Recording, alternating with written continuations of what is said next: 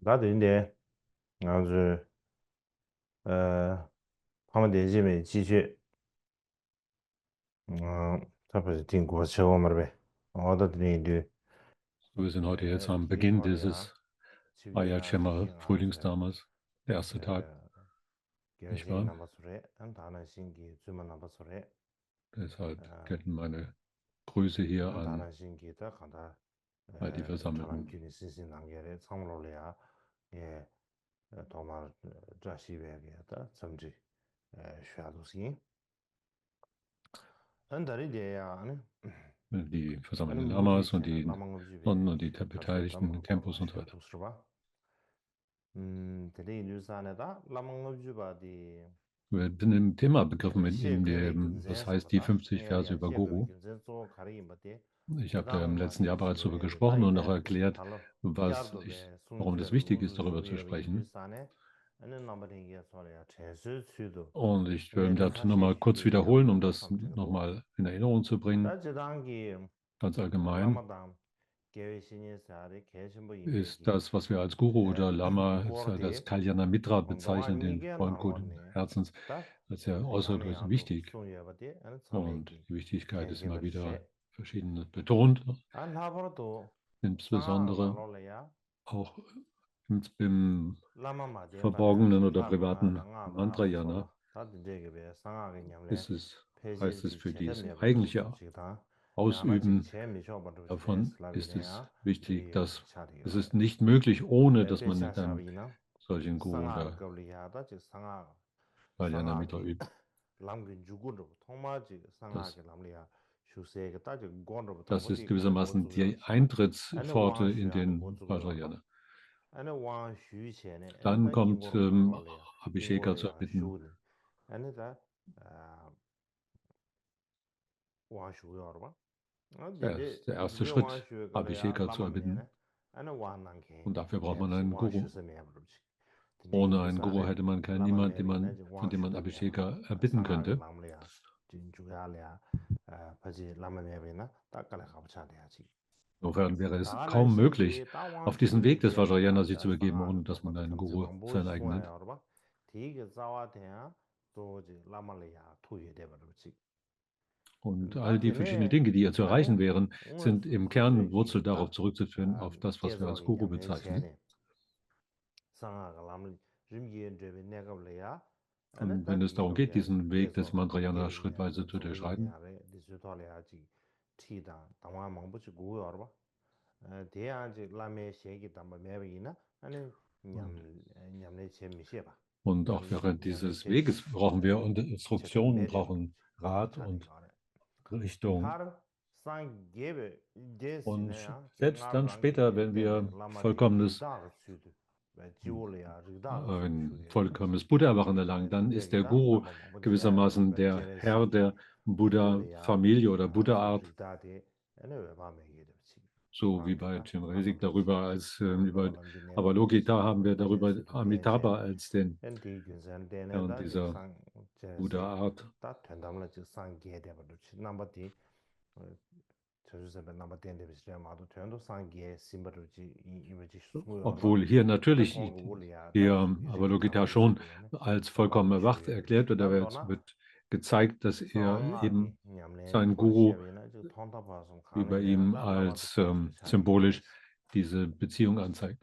디 균셀은 데네 아나 법은 다양하게 제버 차비게 도시 TV게 자외 동안 뒤바 In 디나로래야 아니 Ashwagosha's 강제 Text 도진 집에 인구를 법은 젠장송 제제 heißt 다다지 es 쇼나 eben, 규모가 인구도 wegen 탐색이 all der verschiedenen 아니 Cities, 라마 덴발라 라네 되지 그러봐 라마 마데미네 die 규모가 ein 규모 인구도 Vajra-Halter 그야 매 되지 oder 이미지 Bewahrer 소로리야 empfangen sollte, 안 하버도다 diese alle 그 규바르 참배기나 auf Grundlage 이제 des Gurus entstehen. 라마달로면 제바사데 Und 휴지기다 insbesondere in der Kagi-Tradition 주당이와 ist es wichtig, die Beziehung zwischen Guru und Schüler zu verstehen.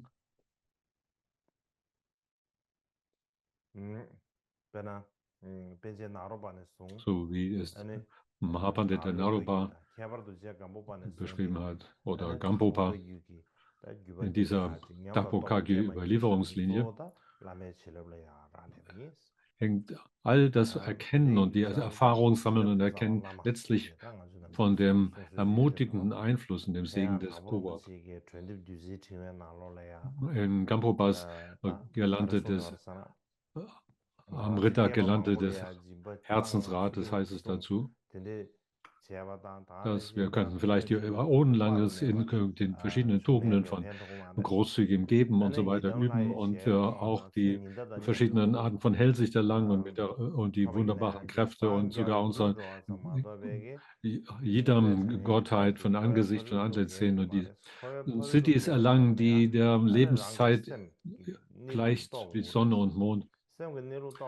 Und, aber äh,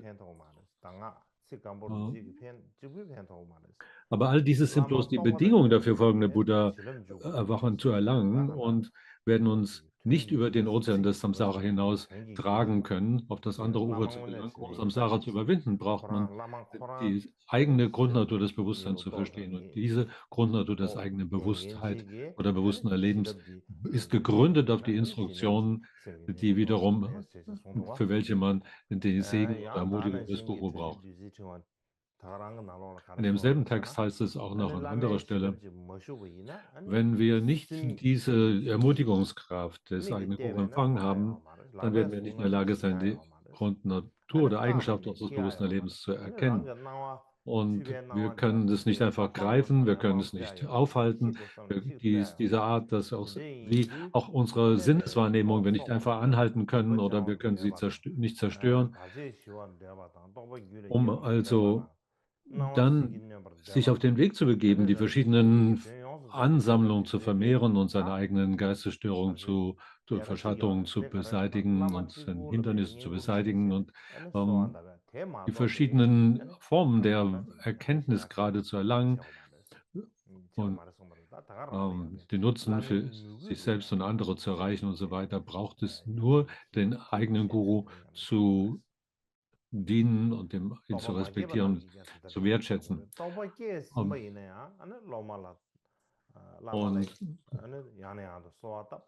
Und selbst wenn wir eine solche Erkenntnis bereits erlangt haben, dann ist es immer noch notwendig, dass man dem eigenen Guru dient, ihm hilft und um die eigene Erfahrung, die Erkenntnis weiter zu nähren und letztendlich dann vollends frei zu werden von jeder Art von Ausschmücken oder jeder Art von konzeptgebundener Ausschmückung und Dhammakaya direkt zu erfahren in allem, was erscheint, dass alle 6 Sinne, alle 6 Gegenständlichkeiten der Sinne bloß wie Traum und Illusion sind. Auch dafür braucht man es und so. Dann haben wir keinerlei Hoffnung mehr für Nirvana und keine Furcht vor Nirvana, vor Samsara.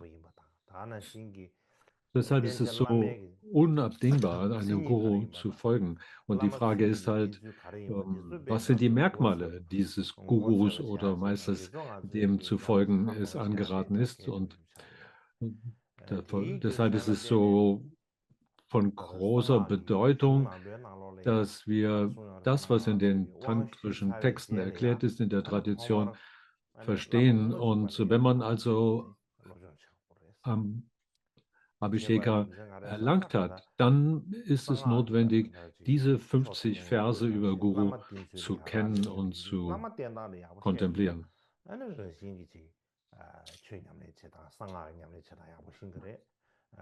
Wenn man diese 50 Verse über Guru damit wohl vertraut ist, dann weiß man Bescheid, was damit gemeint ist, was die Eigenschaften eines Guru sind. Heutzutage allerdings, wenn man darüber nachdenkt, wie der Gebrauch des Wortes hier üblich ist, wenn wir dann die meisten Menschen verstehen gar nicht, was mit Lama oder Guru gemeint ist. Und vielleicht ist es genauso, wie man alle Mönche plötzlich Lama nennt. Oder es gibt viele Leute, die dann auch nicht mehr in der Lage sind, zwischen guten und schlechten Lamas zu unterscheiden und solche Art Enttäuschung sich befinden. Und dadurch entsteht vielfältig großer Schaden für die Lehre des Buddha und auch für Lebewesen ganz im Allgemeinen. aufgrund der mangelnden Unterscheidungskraft, nicht zu verstehen, was ein guter und ein schlechter Guru oder Lama ist, entsteht so viel an Schaden.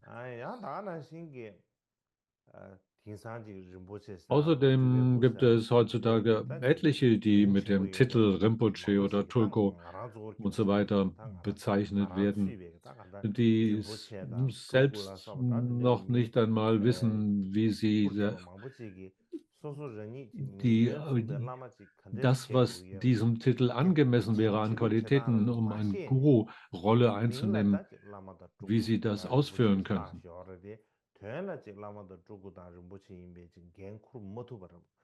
Dass sie also nicht in der Lage sind, von der tiefen Bedeutung das auszufüllen, was ein Guru, Tulku oder Rinpoche bedeuten sollte. Und es gibt viele, die den Titel Lama tragen und auch nicht einmal die wissen, was die eigentlichen Verantwortlichkeiten eines Guru oder Lamas wären. Für viele, die haben Abhishekas und Unterweisung und Übertragung von einem Guru empfangen und sind nicht in der Lage, das Herzensband, das Samaya, dazu einzuhalten. Und sind in der Nähe des Gurus, dann sind sie jeden Tag dabei, ihn ohne Achtung und Wertschätzung zu behandeln und ihn zu kritisieren. Und so wie es in den Erklärungen des verborgenen Mantrayana oder privaten Mantrayanas genannt ist, dann heißt es, es ist so wichtig, dass wir solchen Wertschätzung und Respekt zeigen. Und da, wo man das nicht in der Lage ist aufzubringen, dann wird man in diesem Leben schon nicht die Segenskraft empfangen und die Qualitäten, die damit verbunden sind und in einer Wiedergeburt dann in einem Höllenbereich landen.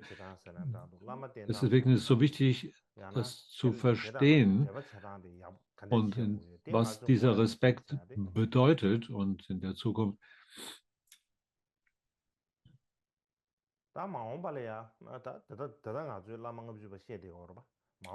Soweit haben wir bereits gesprochen über die 50 Guru-Verse oder wir sprechen jetzt darüber. Und in der Zukunft habe ich durchaus auch noch die Absicht, andere Texte hier, zum Beispiel von Rangjung Dorje des Ozean oder Meer von Samaya Herzensband. Aber weil es die Tradition ist, zu beginnen mit diesen 50 Versen über Guru, aus diesem Grunde werde ich jetzt erstmal hier damit fortfahren. Aber in der Zukunft habe ich durchaus auch noch weitere Texte im Sinne zu lehren.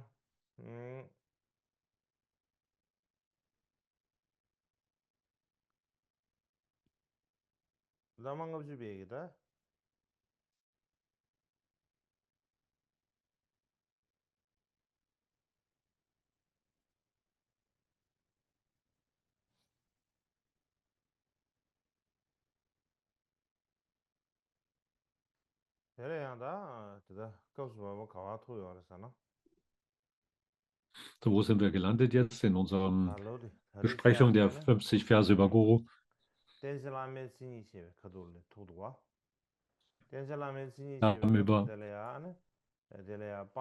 Es geht darum, die Merkmale von Guru zu verstehen. Und es werden darin zwei Hauptabschnitte so unterschieden.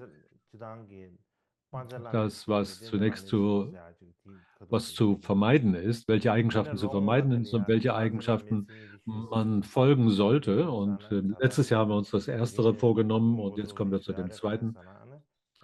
Und so, wir kommen also zu dem, welchen Eigenschaften eines Lehrers zu folgen angemessen wäre.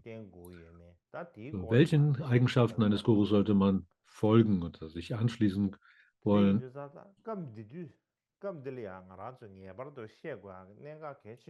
Und was besonders jetzt hier wichtig ist bei dieser Gelegenheit hier, dass ganz allgemein im verborgenen Mantrayana es wichtig ist, den Guru, den Lama als tatsächlichen Buddha zu sehen. Und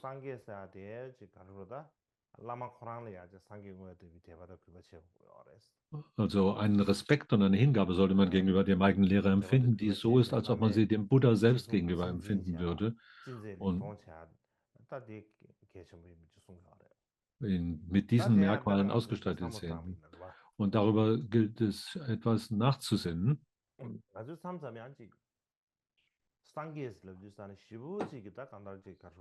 Manchmal, wenn wir Buddha sagen, da denken wir auf etwas, denken wir an etwas, was ganz weit von uns entfernt ist, nicht da, wenn man völlig reine Wahrnehmung hätte.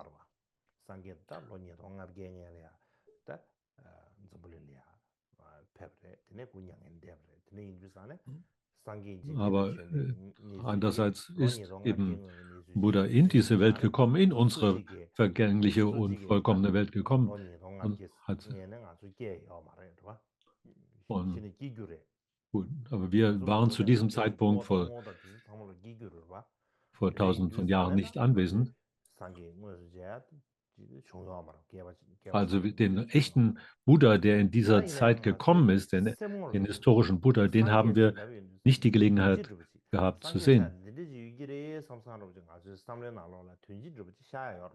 Also entsteht in uns so eine gewisse Vorstellung, ein vages Vorstellungsbild, wenn wir von Buddha sprechen.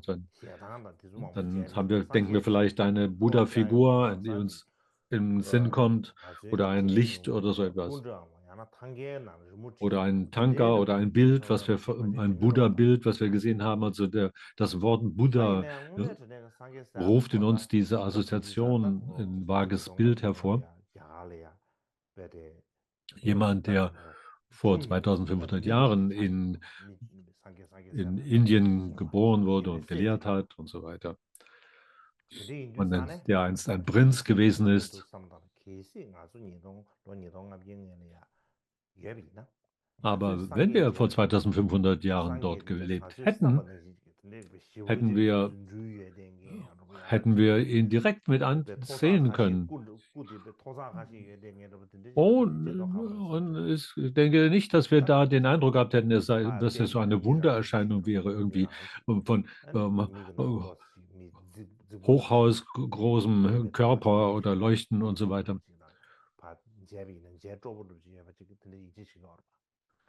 Aber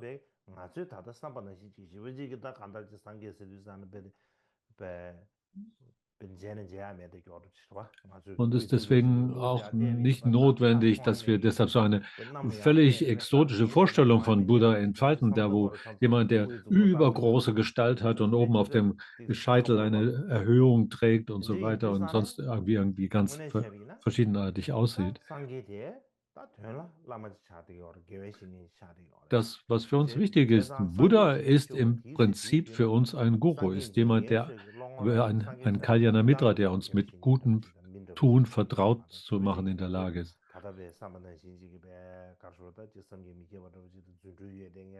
Und es muss nicht damit verbunden sein, dass wir unbedingt jetzt sagen, jemand, der von Wundergestalt gleich vor uns beeindruckt und mit Wunderkräften ausgestattet ist und so weiter. Es gibt viele verschiedene Arten von Buddha und so weiter. Aber im Grunde ist ein Buddha ein Guru, ein Kalyanamitra. Also der Guru, den Kalyanamitra, den wir selber zu treffen in der Lage sind, ist jemand, der uns den Weg zu zeigen in der Lage ist. Und damit ist er für uns wie ein Buddha. Von der Seite aus betrachtet ist es, glaube ich, eher wichtig und hilfreich zu verstehen.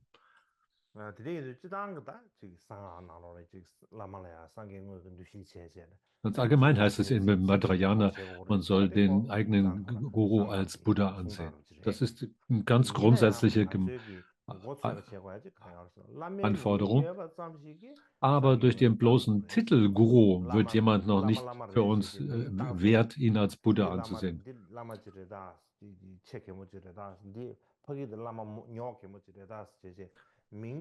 dass man bloß, dass jemand Guru den Namen Lama trägt oder Guru und der Lama J-Camper oder sowieso, dass dann automatisch ist es nicht notwendig zu denken, dass sie alle Buddha sind.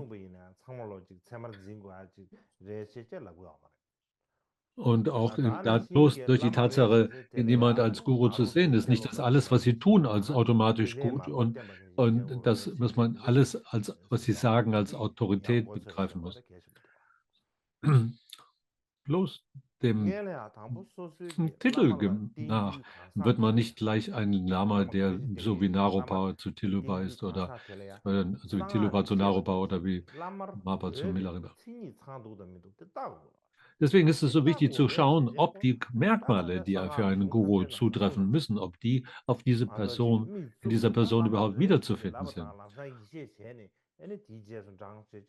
Bloß, dass jemand ein Guru sich nennt oder genannt wird, ist für uns noch kein Grund, jemand bloß blindlings nachzufolgen.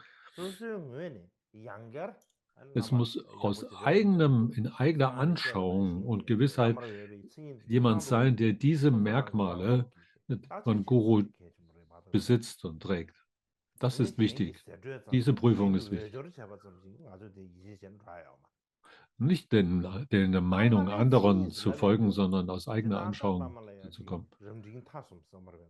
Und dann gibt es sicher auch unter den Gurus verschiedene Abstufungen zwischen größeren, mittleren und geringeren Gurus.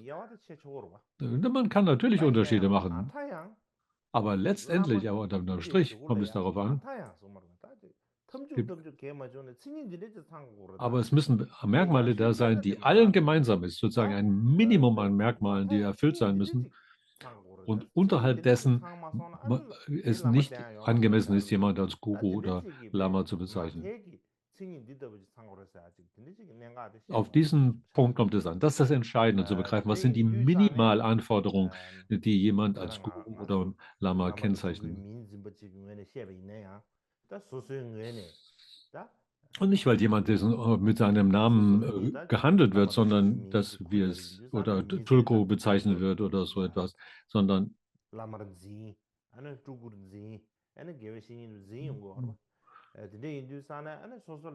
oder als Tulko oder als Lama bezeichnet wird. Wichtig ist, zu prüfen, ob jemand diese Merkmale von Guru besitzt, aus unserer eigenen Anschauung und Gewissheit.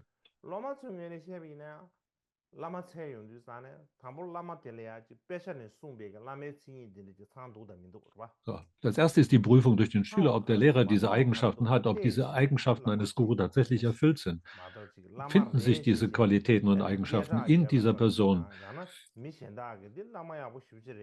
Und das hat nichts damit zu tun, ob andere Leute sagen, oh, das ist ein guter Lehrer und so weiter. Das mag vielleicht eine Einführung oder ein Hinweis sein, sondern aus eigener Kraft, Erkenntniskraft, Unterscheidungsvermögen oder Urteilsanschauung ist es wichtig, diese Prüfung zu vollziehen.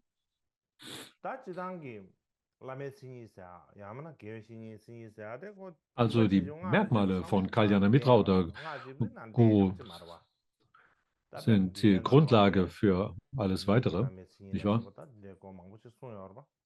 Deswegen ist auch der Grund, warum wir dafür am Anfang so viel sprechen.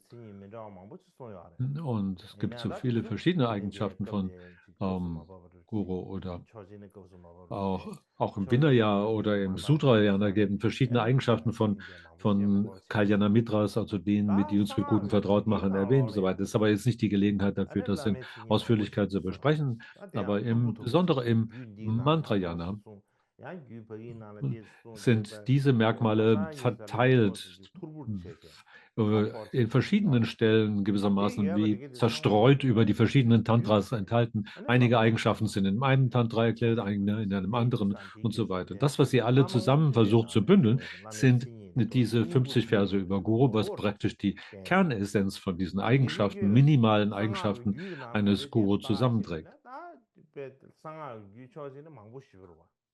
Und darüber hinaus gibt es natürlich im Mantrayana gibt es so viele verschiedene Tantra-Arten und Tantras, die gelehrt sind. Und es ist sehr schwierig, die alle zu lesen und zu verstehen und dann die Essenz herauszufinden. Und das ist der Grund, warum es so hilfreich ist und wichtig für uns und üblich, sich mit diesen zusammengefassten Merkmalen zu befassen, die als die 50 Verse über Guru bezeichnet sind. Innerhalb dieser 50 Verse über Guru gibt es 2 Verse, die diese Eigenschaften erklären. Unter diesen 2 Versen gibt es verschiedene Arten von Kommentaren, die das erklären. Es ist zum Beispiel ein Wortkommentar, wie man dem Guru sich anschließen sollte, der sich in dem Tengyur findet. So. Das ist ja, das ist der einzige Kommentar, der übersetzt worden ist von Gyalo Tsawashenupal, der aus dem Sanskrit übersetzt, von den großen Sanskrit-Gelehrten aus Indien übersetzt in das Tibetische. Und da in seinem Kommentar sagt er, das ist der einzige Kommentar, den wir haben, da heißt es darin, der erste Vers lehrt die allgemeinen Merkmale eines Guru und der zweite die speziellen, die besonderen.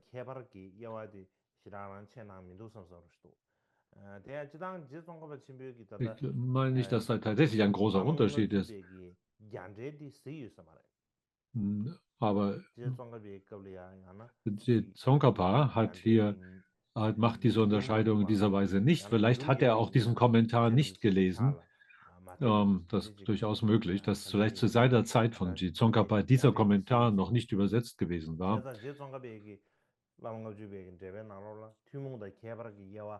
Deshalb findet sich in dem Kommentar von Tsongkhapa zu dem 50 über Guru keine Unterscheidung in diese allgemeinen oder spezielleren Eigenschaften.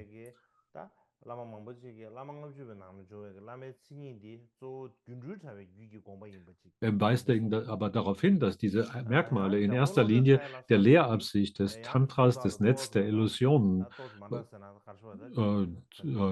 entsprungen sind. Und Dzongkha hingegen sagt, dass die ersten beiden Zeilen die allgemeinen Eigenschaften und den Rest die speziellen Eigenschaften bedeuten.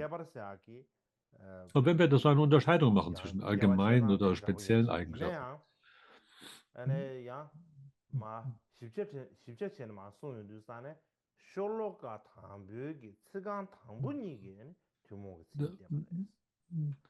dann,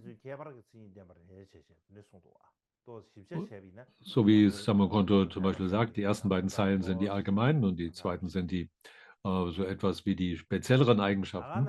Und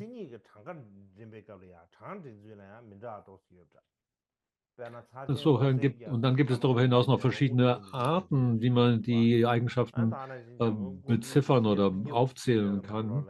Und zum Beispiel in Sachin Losa Kyamsus Kommentar zu den 50 Versen über Guru, das heißt, die Toröffner sind die wertvollen Siddhis.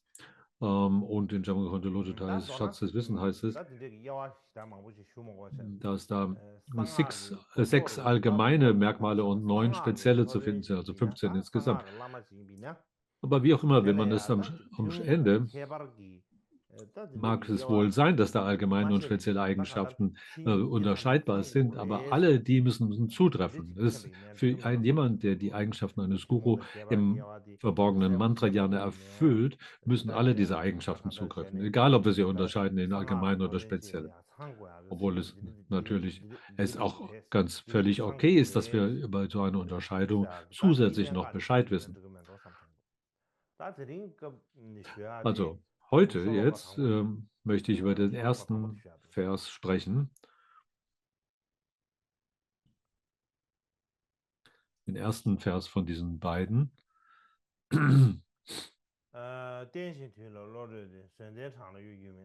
So, da heißt es, ein Meister sollte beständig, beherrscht, intelligent, geduldig, aufrichtig, ehrlich, geschickt in den Riten von Mantra und Tantra, mitfühlen und in den Abhandlungen gelehrt sein.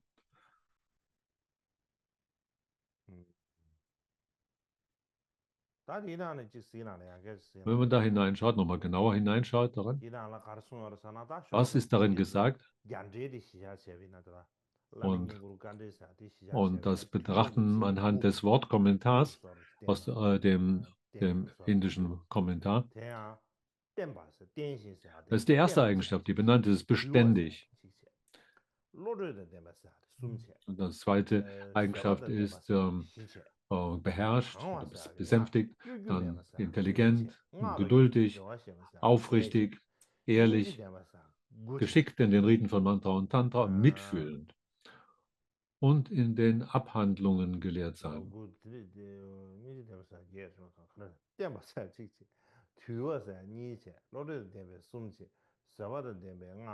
Also wenn wir das durchzählen, kommen wir hier, dann beherrscht es also 1, 2, 3, 4, 5, 6, 7,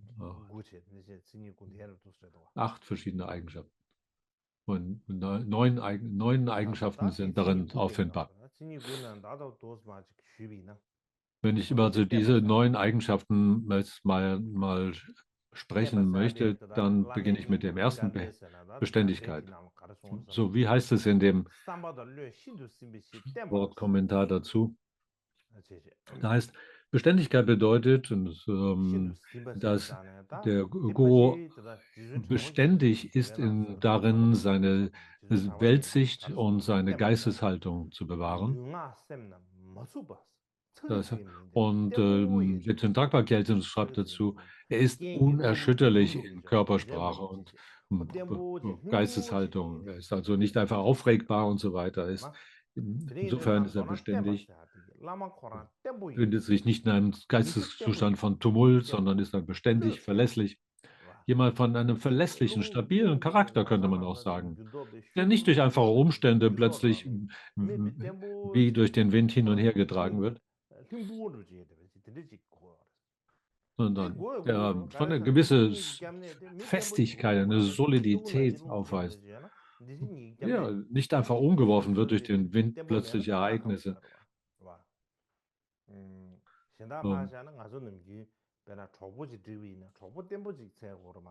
Überlegen wir doch, was wir uns gerne möchten. Wenn wir zum Beispiel einen Freund haben wollten, dann suchen wir nach beständigen Freunden, nicht nach jemandem, der unverlässlich und wechselhaft im Gemüte ist und so fort. Und wenn wir eine Geschäftsbeziehung eingehen wollen, dann suchen wir jemanden, der verlässlich und beständig ist im Charakter. So, insofern brauchen wir, wenn es darum geht, einen Guru, einen Meister zu finden, dann braucht es auch hier eine gewisse Verlässlichkeit. Jemand, der von einem beständigen Charakter ist, nicht wahr? Jemand, für den es wert ist, dass wir Vertrauen legen können, uns verlassen können auf jemanden, der in seiner mitfühlenden Art, in seiner Herzenswärme verlässlich ist. Weil der heute uns sich mitfühlend zuwendet und morgen uns von uns abwendet, das brauchen wir nicht, sondern so vielleicht sich um einige Mitfühlenden kümmert und dann kommen ein paar neue Studenten dabei und dann plötzlich sich den Neuen zuwenden und die Alten nicht mehr sehen will oder so etwas. So plötzliche Umstände wechselhaften Gemütes, die sind es nicht, die wir suchen, sondern wir suchen jemanden, der von seiner Herzenswärme und Fürsorge beständig verlässlich ist. Und so heißt es auch in dem Text von Thakur Rinpoche in seiner Girlande, Amrita-Girlande von Herzensrat.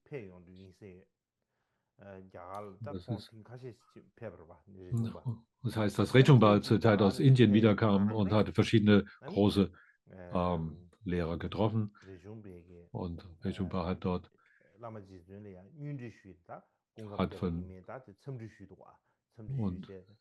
er hat sie begrüßt und so weiter. Und er hat gefragt, habt ihr Hindernisse oder was in euren Übungen gehabt und so weiter. Und dann hat der Guru gefragt, was meinst du mit, was könnte mir denn Hindernis bringen?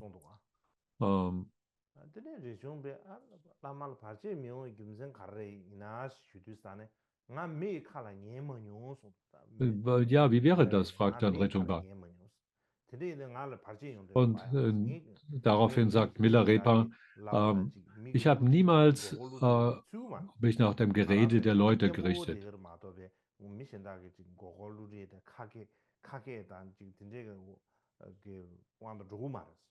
Einfach, was die Leute sagen und was deren Meinung ist und so weiter. Danach habe ich mich niemals gerichtet.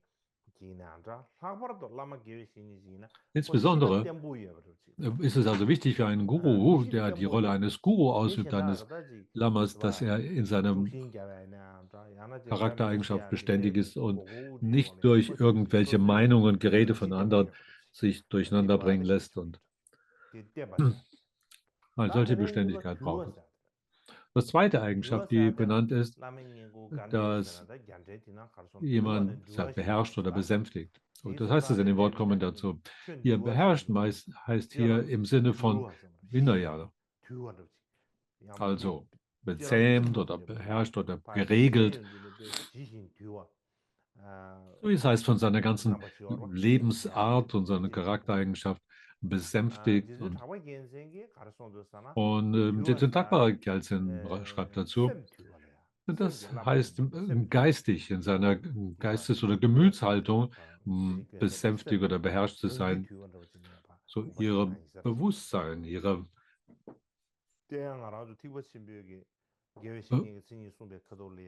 bewusstes Erleben ist von einer solchen beherrschten oder besänftigten Art. So sind die Eigenschaften, wie sie für einen Kalyana Mitra und einen Mahayana sind erklärt ist. Zum Beispiel in dem Ornament der Mahayana Sutra heißt es, ein solcher Kalyana Mitra ist beherrscht, friedlich und beruhigt.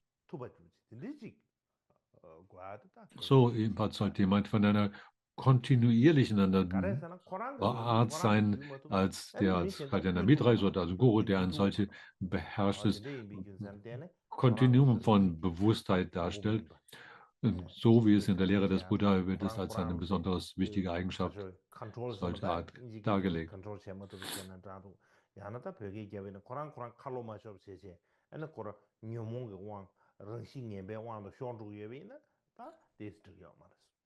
Wenn also jemand einfach durch verschiedene Arten von Umständen sofort in Aufruhr, Gemütsaufruhr oder in Geistesstörungen verfällt, dann wäre das nicht angemessen, sondern das muss jemand, der von seinem ganzen Gemüt her besänftigt und bezähmt ist, so seinen eigenen Geistesstrom und seinen Gemütsstrom in der Lage ist zu zähmen und zu beherrschen. Und es bezieht sich also im Kern darauf, ob jemand in der Lage ist, im Umgang mit seinen eigenen Geistesstörungen diese zu beherrschen und zu besänftigen und nicht durch kleinste Umstände plötzlich in einen großen Gefühlsaufruhr oder Gefühlswallung verfällt oder ärgerlich wird und dergleichen. Also so ist es wichtig, dass jemand nicht solcher halt unbeherrscht und ungehemmt in seinen Gefühlsausbrüchen ist, sondern von beherrschten Grundnatur in der Lage ist, mit diesen Gemütseigenschaften umzugehen.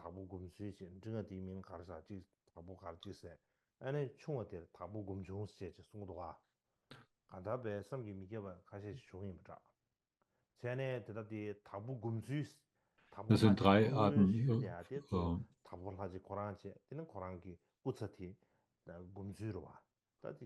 Prabhupada hat es hier drei verschiedene Arten dazu erklärt.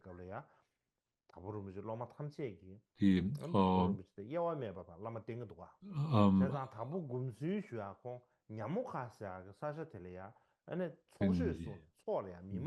in Yamuka, hat er zu der allgemeinen Ansammlung hat er gesprochen, waren dort zwei Sponsoren, die sie gegenseitig in einen Streit sich verwickelt haben.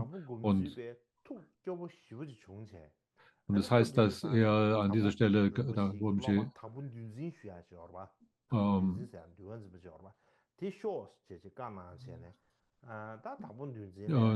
dadurch sehr betrübt war und er hat sie herangerufen und hat gesagt, in Zukunft kann ich hier in dieser Menge hier keine Leute unterrichten. Ich kann nicht in dieser Weise unterrichten. Und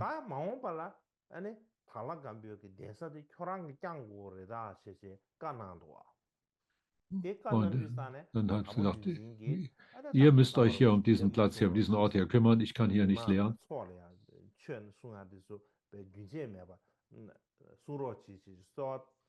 Und sie haben dann ihn intensiv gebeten und sich entschuldigt und so weiter. Hm. Aber er hat es nicht akzeptiert. Hm. Und er hatte den Eindruck, ich kann diesen Sitz nicht halten.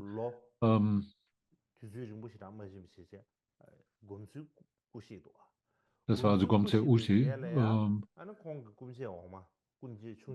Das war ein Schüler von Gampo Bagan, Gomse Ushi. Und er hat 2 Jahre dort in Takla Gampo gelehrt. Hat er gelehrt.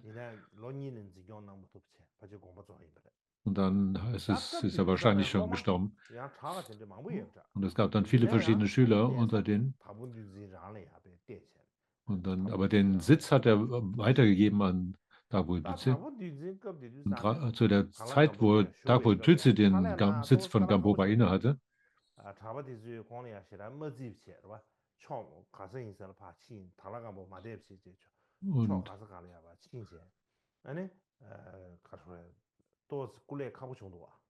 und es war dann etwas schwierig. Die Schüler waren verstreut, waren viele.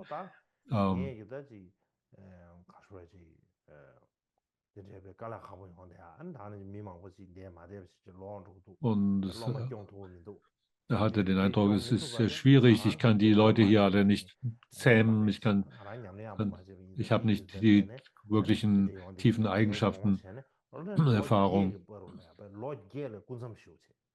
Und er hat dann sich entschlossen, 8 Jahre lang erstmal in einem strikten Retreat zu verweilen.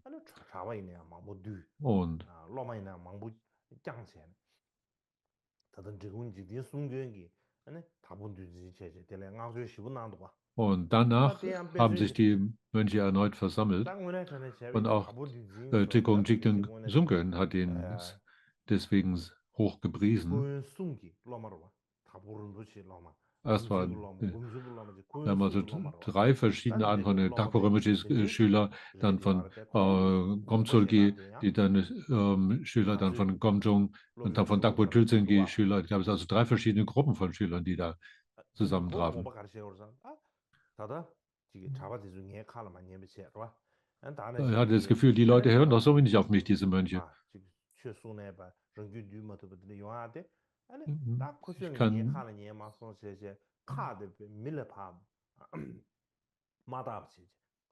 Ich muss erstmal mein eigenes Bewusstsein zähmen.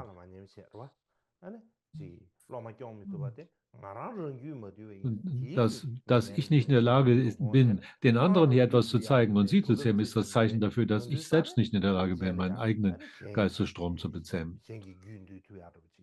Und erst dann werde ich diese Kraft haben, auch anderen den Weg zu weisen.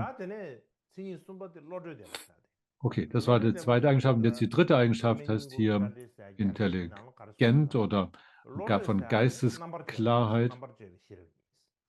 So, in dem Kommentar dazu heißt es, Intelligenz oder Geistesklarheit bedeutet Unterscheidungskraft. Das ist Pragya oder Sherab. Und durch diese Pragya, Unterscheidungskraft, wird jemand als intelligent bezeichnet oder ist in der Lage, Dinge voneinander zu unterscheiden.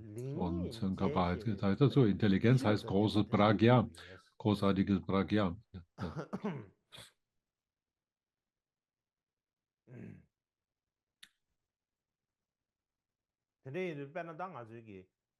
Und so auch der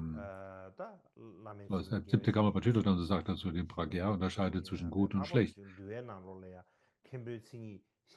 Und ganz allgemein, wenn wir so drüber sprechen, dann haben wir also innerhalb der Diskussion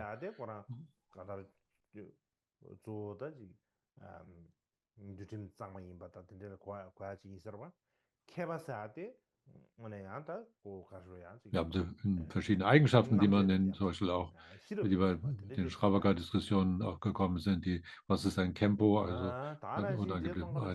ein Gelehrter und so weiter.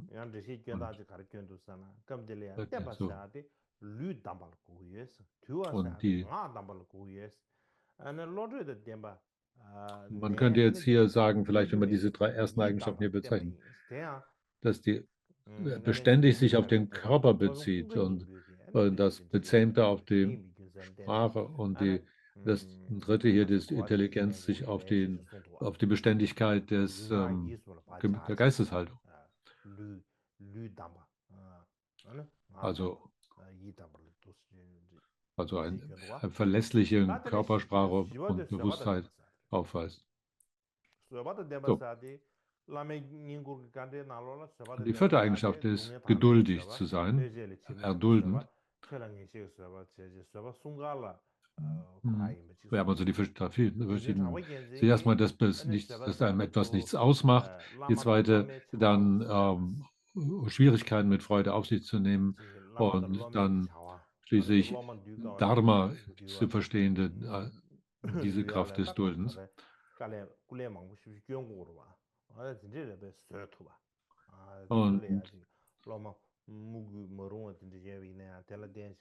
Und geduldig sein heißt also, dass man geduldig ist, die Geduldigkeit eines Gurus mit den Handlungen des Schülers und von Ärger sich fernhält.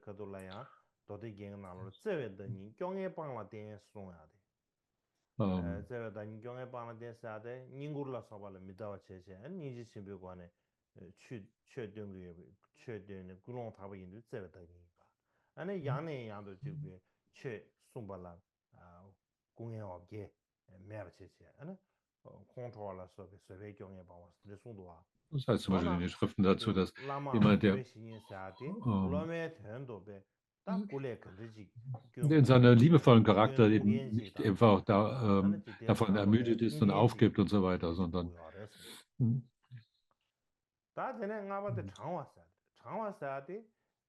und nicht sich von Ärger und Ermüdung und so weiter beeinflussen lässt.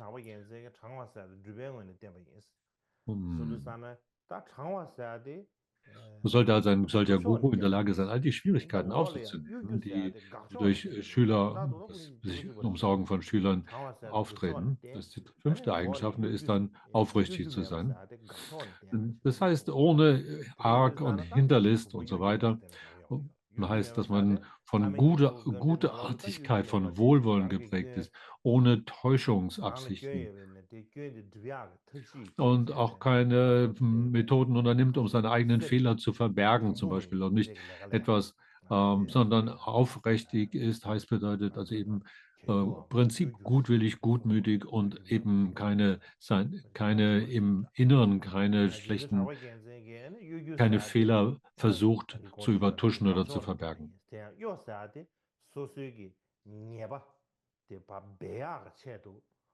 Und hier das Gegenteil von aufrichtig wäre, dass man versucht, seine eigenen Fehler zu verschleiern. Das, was also Täuschung. Erst versucht, seine eigenen Fehler zu verbergen, das ist das Erste. Und das Zweite, dann andere zu täuschen. Das ist also eine doppelte. Und wenn die beiden nicht da sind, dass man weder seine eigenen Fehler verbirgt, noch darüber hinaus versucht, andere zu täuschen und zu hintergehen, dann ist das eine Geisteshaltung, oder ein Verhalten, das als aufrichtig bezeichnet wird. Und jetzt kommt das ehrlich sein, Ehrlichkeit.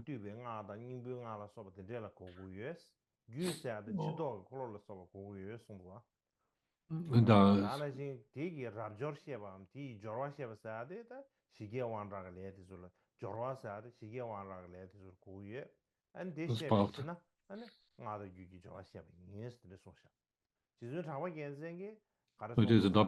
Das heißt hier, dass man in der Lage ist, die verschiedenen Methoden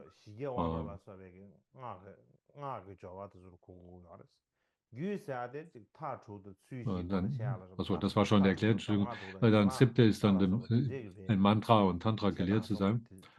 Und da gibt es die verschiedenen Arten von Tantra, in denen man gelehrt sein muss. Niche Tsongkhapa sagt dazu,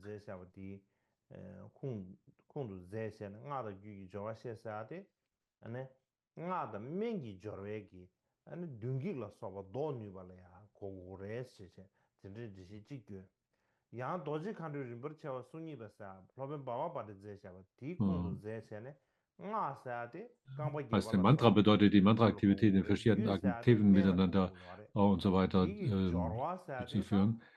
Und das Anwenden also Mantra ist eine Wortkette, die verbunden wird mit Handlungen und mit Substanzen. Und das miteinander zu verbinden, ist geschickt in Mantra und Tantra-Aktivitäten heißt in dem Kommentar eben geschickt. Und damit kommen wir zur 8. Eigenschaft, nämlich mitfühlend zu sein.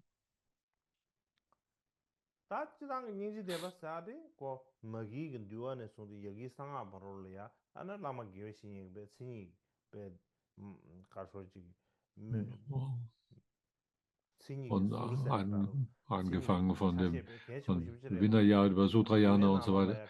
Im Mahayana ist die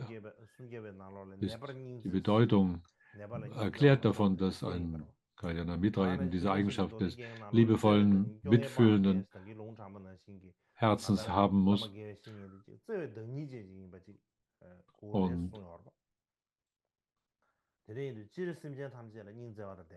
ganz allgemein zu jeder Art von Lebewesen voller Herzenswärme und Freundlichkeit. Das ist insbesondere wichtig für jemanden, der die Rolle eines Guru oder eines Kalyana Mitras spricht. Und so Gampopa sagt dazu,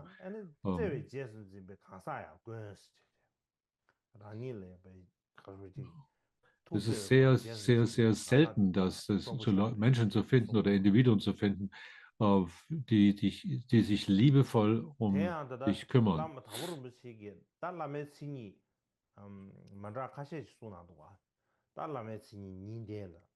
Und es gibt verschiedene Arten auch eine Aufzählung, wie sie Gampopa benutzt, also die Eigenschaften in 2 oder 3 oder mehreren Eigenschaften.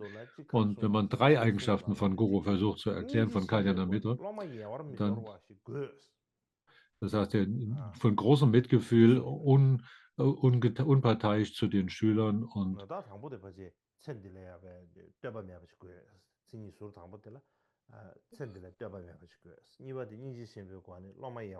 also zuerst ein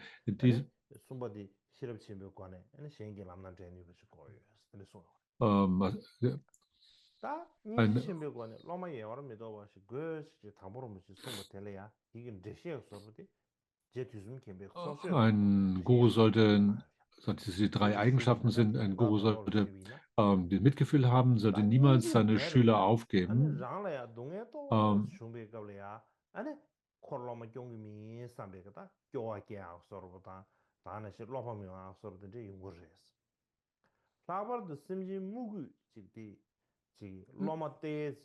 Und grundsätzlich ist es wichtig, diese Eigenschaft, sondern niemals aus großem Mitgefühl, niemals Schüler aufzugeben und insbesondere solche, die in dem Guru selbst zugewandt sind, voller Liebe, voller Wertschätzung.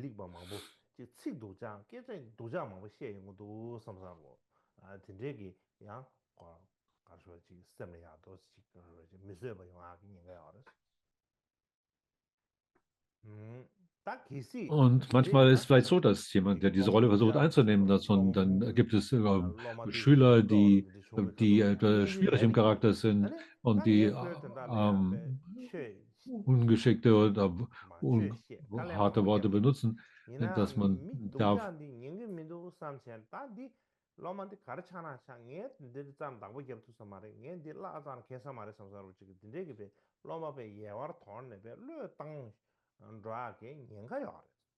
Und es besteht die große Gefahr, dass in solchen Situationen ein solcher Lehrer die Idee hat, ich kann mit denen nicht fertig werden, so wie die sich verhalten, ich werde mich nicht mehr um die kümmern. Ich werde sie sozusagen aus meinem Herzen ausschließen.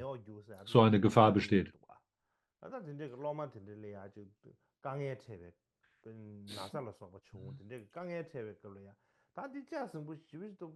Und es kann sein, dass sie durch die verschiedenen Handlungen der Schüler selber Schwierigkeiten erleben.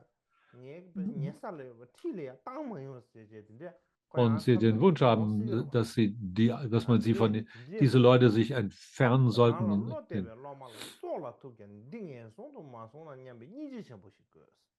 sondern es ist wichtig, dass man alle diese Schüler, die sich einem zuwenden, niemals aufgibt und niemals den Gedanken haben sollte,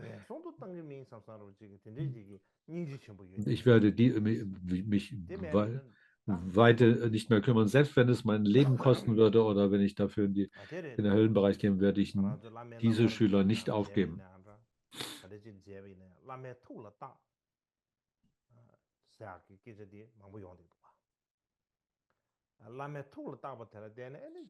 So, wenn wir auf die Geschichten der Gurus schauen, dann können wir erkennen, wie sie liebevoll sich um ihre Schüler gekümmert haben, wie sie in ihr Herz geschlossen haben. Und weshalb dann die Schüler sagen, oh Guru, du weißt um mich, Guru, gedenke meiner, du weißt um mich.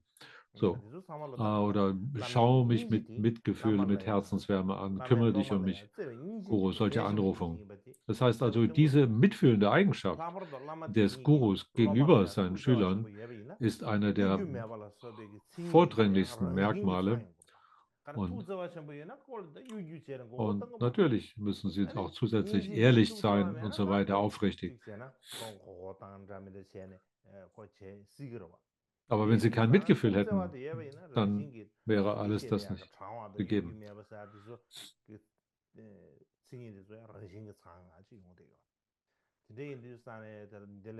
Wenn sie voller Mitgefühl und Herzenswärme zu ihren Schülern sind, dann werden die anderen Eigenschaften wie beständig und bezähmt und aufrichtig, werden sie automatisch zutreffen.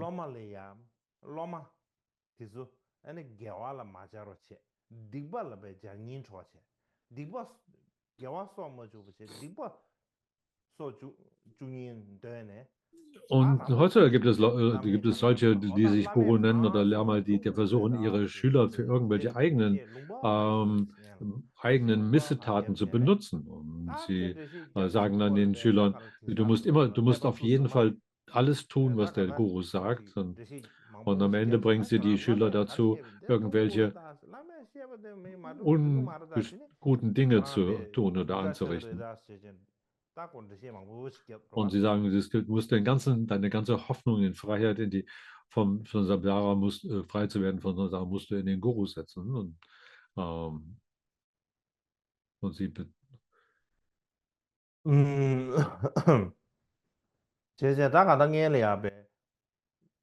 was ich bisher gesagt habe. Das heißt, wir sagen also, erst müsst ihr da genau das tun, was der Guru sagt, und ihr müsst genau daran halten. Und am Ende bringen sie dazu, Fehler zu begehen.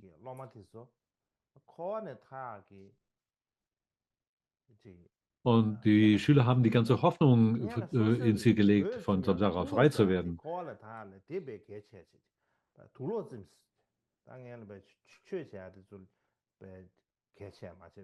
Und weil sie dann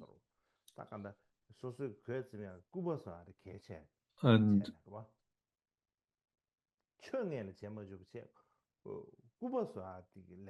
so, die lassen sie sagen, es ist gewissermaßen wichtig, da einen Faden zuerst zu weben, zu spinnen, bevor man die Kleider machen kann. Und sie bringen ja die Schüler dazu, sich mit solchen Dingen aufzuhalten und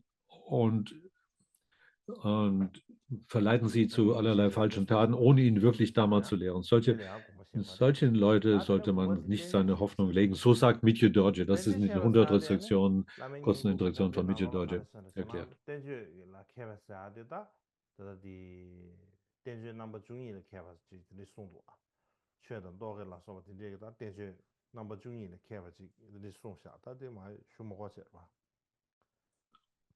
So, das ist in verschiedenen Texten hier ausführlich erklärt, wie es wichtig ist. Das ist der 9. Punkt hier, gelehrt zu sein in den Schriften und so weiter. Da gibt es die 12 Arten von Texte und so, und die Dharma, welche Eigenschaften gelernt werden sollten.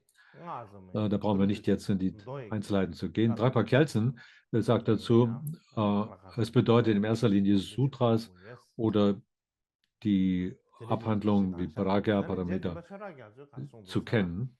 Und der 7. Kammerband Schütterdamm, so sagt dazu, sind die 10 verschiedenen Arten von Wissensgebieten, die es gilt zu bewältigen, die 3 Körbe oder die Pitakas und die 4 Arten von Tantra, die zu kennen sind. C.G. Tsongkhapa schreibt dazu,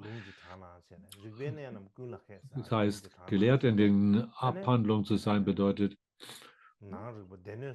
das heißt, alle Arten von Wissensgebieten bewältigt zu haben, so schreibt er in seinem Vajrapanjara. Und kurz sind damit die 3 Arten von Pitakas des Buddha-Wissens gemeint und so weiter. Also in kurz sind es sind die 10 Arten von Wissensgebieten und die Texte, die in Sutra und Tantra enthalten sind. Und damit in eine Kenntnis zu erlangen, was ist die Herzenslehrabsicht des Buddha in den Sutras und den verschiedenen Ablangen. Und in jedem Fall,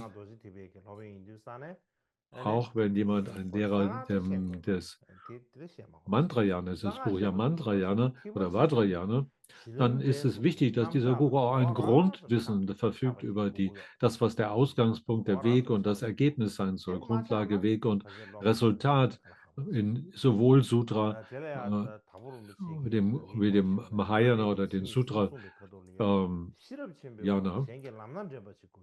Und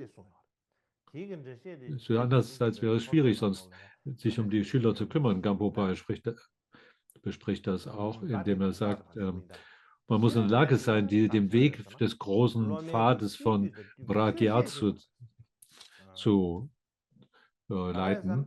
Und Düsum Kempel sagt dazu, wenn ein Lehrer ohne Pragya, der wäre nicht in der Lage, anderen Dharma zu lehren, das wirklich ihrem Bewusstseinsgemütshaltung entspricht, um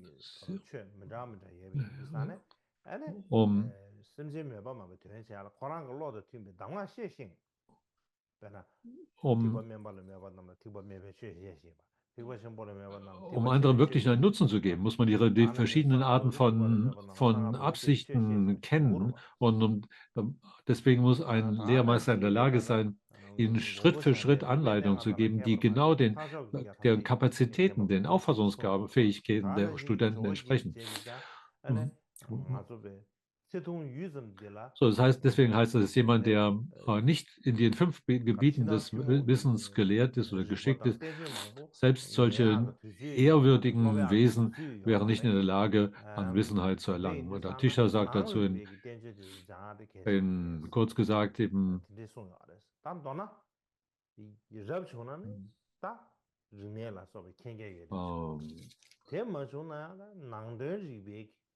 wir haben jetzt nicht die Gelegenheit, all die verschiedenen Lehren jener zu studieren, die dem nicht der Lehre des Buddhas entsprechen, aber wir haben nicht die Zeit dafür und so weiter. Aber die verschiedenen Schriften des Buddha, also die verschiedenen Lehrreden des Buddha und so weiter, all diese Texte zu kennen, das ist wichtig. Und